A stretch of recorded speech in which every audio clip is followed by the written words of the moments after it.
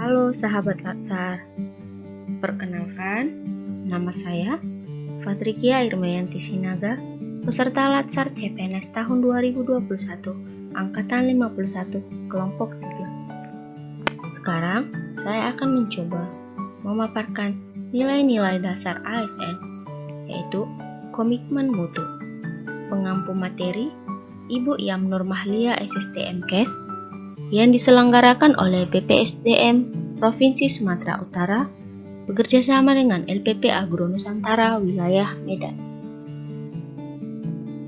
Halo sahabat Latsar, perkenalkan, nama saya Fatrikia Irmayanti Sinaga, peserta Latsar CPNS tahun 2021, Angkatan 51, Kelompok 3. Hari ini, saya akan memaparkan nilai-nilai dasar PNS anti korupsi.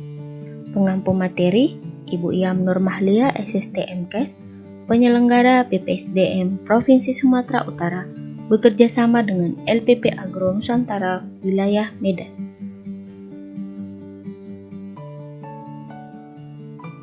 Di sini, kita akan membahas materi anti korupsi dan implementasi dari nilai-nilai dasar anti korupsi. Sebelumnya, kita tahu dulu apa itu korupsi.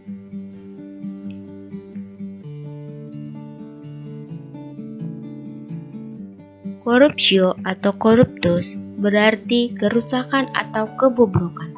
Korupsio adalah perbuatan yang tidak baik, buruk, curang, dapat disuap, tidak bermoral, menyimpang kesucian, melanggar norma-norma agama, material, mental, dan umum. Definisi korupsi. Korupsi adalah tindakan setiap orang yang secara melawan hukum melakukan perbuatan memperkaya diri sendiri atau orang lain atau suatu korporasi yang dapat merugikan keuangan negara atau perekonomian negara.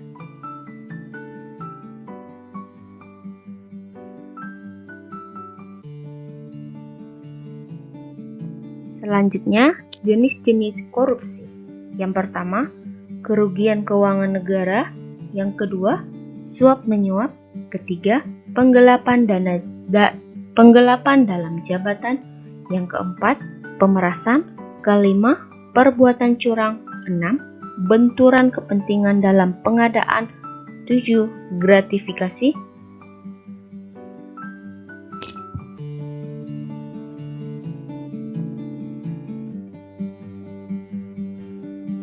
Selanjutnya, ciri-ciri korupsi.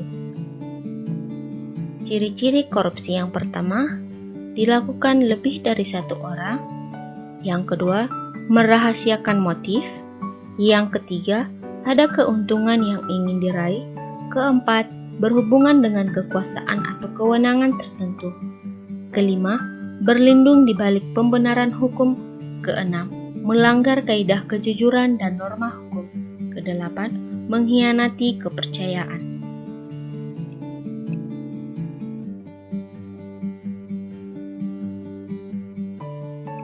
Selanjutnya, faktor-faktor penyebab korupsi. Faktor-faktor penyebab korupsi terdiri dari dua. Yang pertama, faktor internal dan faktor eksternal. Faktor internal berarti sifat tamak atau rakus dari dalam diri manusia tersebut, gaya hidup manusia tersebut konsumtif, moral yang kurang kuat. Kedua, faktor eksternal. Faktor eksternal bisa bersumber dari faktor politik, faktor hukum, faktor ekonomi, dan faktor organisasi.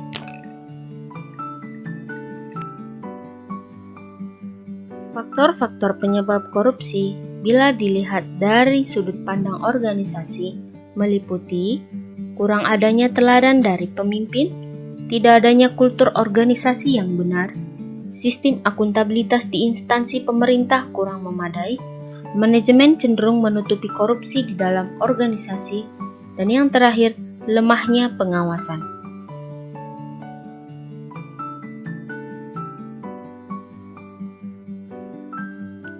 Dampak korupsi. Bila korupsi itu terjadi, akan sangat berdampak bagi negara. Yang pertama, dampak korupsi di bidang ekonomi. Yang kedua, dampak korupsi di bidang pemerintahan. Yang ketiga, dampak korupsi di bidang hukum. Dampak korupsi di bidang ekonomi akan menyebabkan penurunan produktivitas, rendahnya kualitas barang dan jasa, meningkatkan kemiskinan. Dampak korupsi di bidang pemerintahan akan menyebabkan etika sosial yang mati, birokrasi tidak efisien, hilangnya fungsi pemerintah. Yang ketiga, dampak korupsi di bidang hukum menyebabkan peraturan perundang-undangan tidak efektif, hilangnya kepercayaan masyarakat terhadap negara.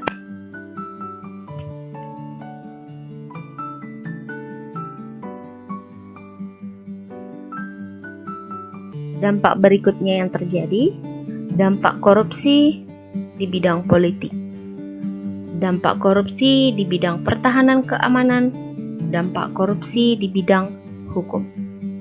Dampak korupsi di bidang politik menyebabkan pemimpin koruptor, publik tidak percaya lagi demokrasi, menguatnya fluktuasi, dan kedaulatan rakyat hancur. Dampak korupsi di bidang pertahanan keamanan menyebabkan kerawanan pertahanan keamanan, garis batas negara yang lemah, kekerasan dalam masyarakat. Dampak korupsi di bidang hukum, kualitas lingkungan rendah, kualitas hidup yang menurun.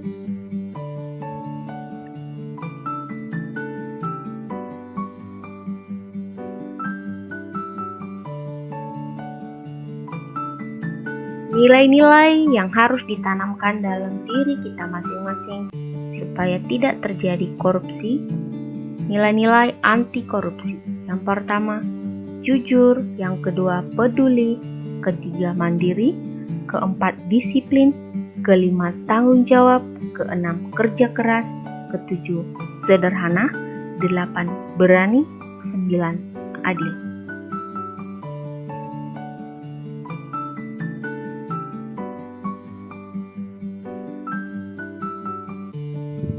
Demi mencegah terjadinya korupsi, dilakukan pencegahan. Pencegahan korupsi atau preventif dilakukan melalui dua perbaikan, yaitu perbaikan sistem dan perbaikan manusia. Perbaikan sistem meliputi peraturan perundangan, reformasi birokrasi, menegakkan etika profesi dan tata tertib lembaga, penerapan prinsip good governance, dan lainnya. Sedangkan perbaikan manusia memperbaiki moral, meningkatkan kesadaran hukum, mengentaskan kemiskinan, memilih pemimpin yang bersih, jujur, dan anti korupsi, dan lainnya.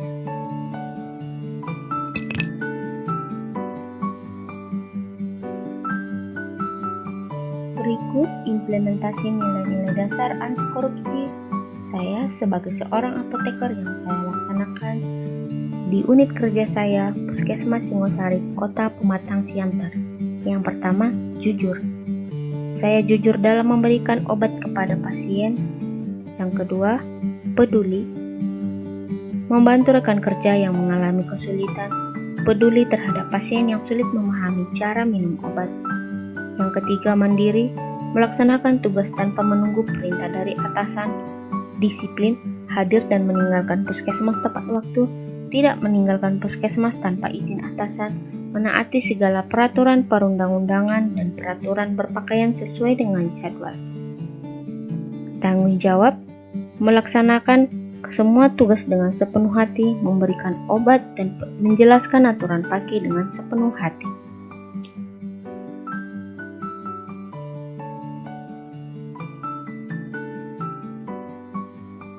Kerja keras, berdedikasi selama bekerja, tidak mengeluh dan gigih menghadapi pasien yang ramai. Sederhana, mengenakan pakaian yang pantas dan sederhana sesuai dengan norma yang berlaku. Berani, terbuka dalam menerima kritikan, berani menyatakan pendapat, berani mengatakan tidak jika memang itu benar adanya. Adil, bersikap adil kepada pasien tanpa memandang status, agama, dan suku. Berikut contoh implementasi anti korupsi di unit kerja.